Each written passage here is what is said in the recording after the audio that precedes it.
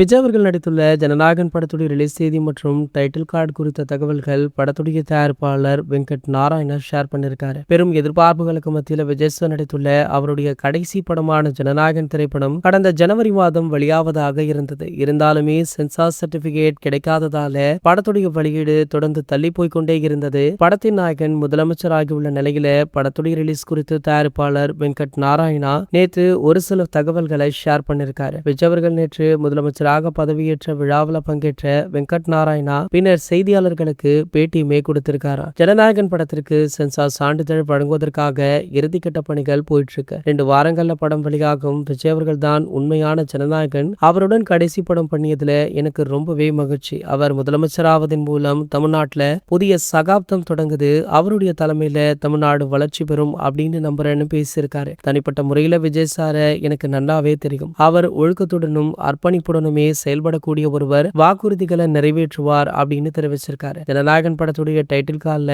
முதலமைச்சர் ஜோசப் விஜய் அப்படின்ற பெயர் இடம்பெறுமா அப்படின்னு செய்தியாளர்களுமே கேள்வி கேட்டாங்க. இது பற்றி இப்போது சொல்ல முடியாது, ஆலோசித்துதான் முடிவுகளை எடுக்க முடியும் அப்படின்னு சொல்லியிருக்காரா. இது போன்ற செய்திகளை பத்தி நீங்க உடனே தெரிஞ்சுக்க நம்மளுடைய சேனலை மறக்காம சப்ஸ்கிரைப் பண்ணிக்கோங்க.